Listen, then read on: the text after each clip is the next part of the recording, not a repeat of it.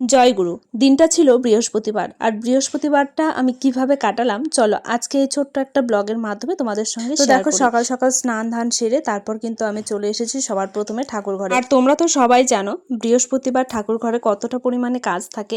তো অন্য অন্য দিনের থেকে বৃহস্পতিবারের দিনটা কিন্তু একেবারেই অন্যরকম। তো চলো আজকে আমি ঠাকুরকে কি কি ভোগ দেই, কিভাবে পুজো করি, সবটাই আজকে না হয় একটু শেয়ার করব। তো তার আগে বলো তো এই ঠাকুরের দীক্ষিত কে কে আছো? যদি থাকো অবশ্যই একটা জয়গুরু কমেন্ট লিখো। তো যাই হোক দেখো আমরা কিন্তু এইভাবে থালাই করেই কিন্তু ঠাকুরকে ফুল দেই। আর এদিকে ঘরটাকে সুন্দর করে আমি সাজিয়ে নিচ্ছি। যাই হোক এই যে এত সুন্দর করে বাসন কোসন মাজা এইসব কিন্তু আমার শাশুড়ি মাই করে দিয়েছিল আমাকে। শুধু যে আজই আমাকে বাসন মেজে দিয়েছে এমনটা কিন্তু নয়, প্রত্যেক বৃহস্পতিবারেই কিন্তু আমার মায়ের এটাই ডিউটি থাকে, যেহেতু অনেকটা সকালে ঘুম থেকে ওঠে, আমার থেকেও অনেকটা আগে ওঠে। তো যার জন্য এই ঠাকুরের বাসনগুলো কিন্তু খুব আগে ভাগেই মেজে গুছে রেখে দেয়। তো যাই হোক দেখো এদিকে আমার ঠাকুর পুজো দেওয়া হয়ে গেছে।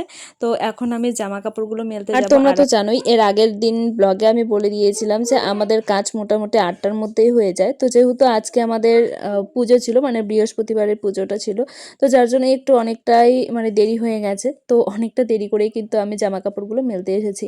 আর বাইরে কিন্তু দেখো প্রচুর রোদও উঠে গেছে।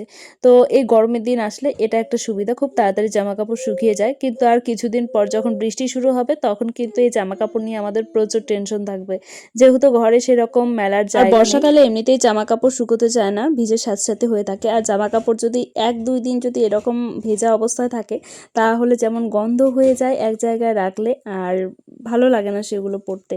তো যাই হোক দেখো এদিকে কিন্তু আমার জামা কাপড় মোটামুটি মেলানো কমপ্লিট হয়ে গেছে। সকাল টাইমটা একটু এদিকের কাজগুলো দেরিতে হলো, আমাদের কোনো সেরকম সমস্যা হয় না। সত্যি কথা বলতে সবচাইতে আমাদের গুরুত্বপূর্ণ যেটা কাজ সেটা হচ্ছে আমাদের রান্না খাওয়া দাওয়া। যেহেতু বাবা অনেকটাই সকাল সকাল খেয়ে নেয়, মোটামুটি 9টা 9:30টার মধ্যে আমাদের রান্না একদম কমপ্লিট করতে হয়। আর এইদিকে দেখো মা কিন্তু স্নান ধান করে একেবারে রান্নাঘরে চলে এসেছে, আর আমি তো ওই দিকের কাজগুলো করে নিলাম। তো যার জন্য দুজনে মিলে কাজ করলে সবচাইতে আমাদের অনেকটা কাজ এগিয়ে যায়। আর আমরা যেহেতু নিজেদেরও কিছু কাজ করি। আর এইদিকে দেখো কি কি রান্না করবে তো সেটাই দেখাচ্ছে, আলু ভাজা আর হচ্ছে পুঁই শাক হচ্ছে, ডাল হচ্ছে, যেহেতু আজকে আমাদের নিরামিষ ছিল। তো যাই হোক দেখেছো মার মুখে কত হাসি। আমি বলেছি একটু ভালো করে একটু দেখাও যে কী কী তুমি রান্না করছো। তো বলছে আমি এখন কিভাবে দেখাবো বা কি দেখাবো, তো সেটাই বলছি। আর এইদিকে আমি বসে পড়লাম আমার কাজ নিয়ে, কারণ কালকে মা এই যে এত কিছু বাজার করে নিয়ে এসেছে, যেহেতু বাড়ির পাশেই দোকানটা, তোমাদেরকে তো দেখিয়েছি এর আগের দিন।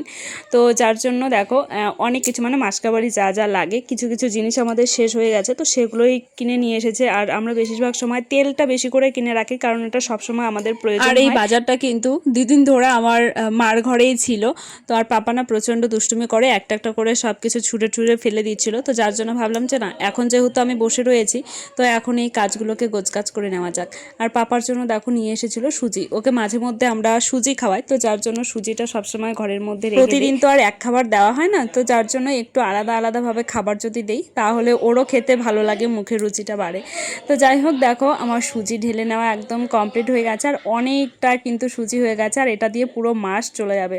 তো তারপর এদিকে দেখো আমি খাবার বের করে নিয়েছি, কালকে একটা পুজোর নিমন্ত্রণ ছিল, তো সেখানে আমার শ্বশুরমশাই খায়নি, তো যার জন্য পার্সেল করে বাড়িতে পাঠিয়েছে। আর এখান থেকে একটু মিষ্টি পাপা খেয়েছিল, আর এগুলো সব আমি ফ্রিজে রেখে দিয়েছিলাম, কারণ কালকে রাত্রেবেলা তো আমাদের খাওয়া দাওয়া কমপ্লিট হয়ে গেছে, তারপর নিয়ে এসেছিলো। আর এখানে এই রকম করেই কিন্তু পার্সেল দেয় কেউ যদি না খায়। তো চলো আমরা খুলে দেখি যে এর ভেতরে কি কি আছে এই প্লাস্টিকের ভেতরে। তো অনেক কিছু, পায়েসটাও কিন্তু প্লাস্টিকেই ছিল, তবু আমি এরকম করে বাটিতে ঢেলে রেখে দিয়েছিলাম। তো তারপর ভাবলাম যে না, প্লাস্টিকে করেই রেখে দিই, সকালবেলা যখন খাবো তখন বের করে নেব। আর সত্যি কথা বলতে ঠাকুরের ভোগ এত ভালো লাগে সে আর কি বলবো। তো চলো এগুলোকে খুলে দেখি, আর আমাদের এখানে কি কি কি রকমভাবে প্রসাদ দেয় বা কি কি প্রসাদ দেয় সবটাই তো তোমরা দেখতেই পাবে আজকে। আর আমার পাপা কিন্তু অধীর আগ্রহে বসে আছে আইসক্রিম খাবে বলে, কারণ ওই প্যাকেটের ভেতর ও ভাবছে যে ওটার ভেতরে আইসক্রিম আছে। তো এর আগে ও দেখেছে যে প্যাকেটের ভেতর আইসক্রিম থাকে, আর এগুলো যেহেতু ফ্রিজ থেকে বের করেছি ঠান্ডা ঠান্ডা লাগছে, ও ভাবছে যে আইসক্রিম খাবে। তো চলো এখন আমি ঝটফট করে এগুলোকে সুন্দর করে সাজিয়ে নিই। আর মা একটু গেছি স্কুলে, আমাদের বাড়ির পাশেই একদম স্কুল, তো ওই যে অঙ্গনারী স্কুল যে হয় তো সেই স্কুল। তো সেখানে যাওয়ার একটাই কারণ, সেই ভাত তো খাওয়া যায় না, এতটা বাজে দেয়। তো সেটা আমাদের বাড়ির পাশে যে কুকুরগুলো রয়েছে, তো সেগুলোকে আমরা ভালো ভাত দিই না, সেই ভাতটাই ওদেরকে দেওয়া হয়। আর বিশেষ করে 2টো ডিম পায়, তো সে 2টো আমরা খেয়ে নিই। তো যাই হোক, দেখো এই যে হচ্ছে দিয়েছে বেগুনি, চানা মশলা, আর এখানে ছিল কিছুটা পোলাও। আর সত্যি কথা বলতে পোলাওটা খেতে না আমার খুবই ভালো লাগে, বিশেষ করে যেটা পুজোতে দেয় বা পুজো বাড়িতে যেটা হয় সেই পোলাওটা। আর বাড়িতে রান্না করলে খুব একটা ভালো লাগে না। আর এটাতে ছিল আলুর দম, আর এইখানে পুজো হলে আলুর দমটা মাস্ট থাকবেই থাকবে যে কোনো পুজোতে। আর এইদিকে দেখো থালাটা আমি সুন্দরভাবে সাজিয়ে নিয়েছি। তো এত কিছু দিয়েছে, মানে আমরা দুজন মোটামুটি পেট ভরে খেয়ে নিয়েছিলাম। তারপর সকালবেলা আমাদের রান্নাঘরের কাজ শেষ করে দেখো আমি একটা এই পুতুলটাকে নিয়ে বসেছি, মানে একটা কুকুর ছানা। তো এই তুলোগুলো কালকে পাপা কি করেছে, জলের মধ্যে এই পুতুলটাকে চুবিয়েছে, যার জন্য ভিজে গেছে, যার জন্য ওই খোলসটাকে একটুখানি কেচে দিয়েছিলাম আজকে, আর তুলোগুলোকে রোদে দিয়েছিলাম, আর পুরোপুরি শুকিয়ে গেছে।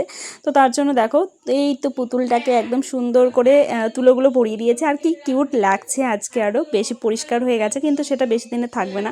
তো তারপর সন্ধ্যা দিয়ে তারপর কিন্তু আবার আমি কাজে বসেছিলাম। আর আজকে দেখো আরও একটা ঘাগরা বানাবো, কালারের আজকে হবে এই যে একটা ময়ূর ডিজাইনের। তো এটা কেমন লাগছে অবশ্যই জানিও। আর এর থেকে আরও একটা আছে সেটা বেশি সুন্দর, তো অবশ্যই এই দুটোই তোমাদের সঙ্গে শেয়ার করব।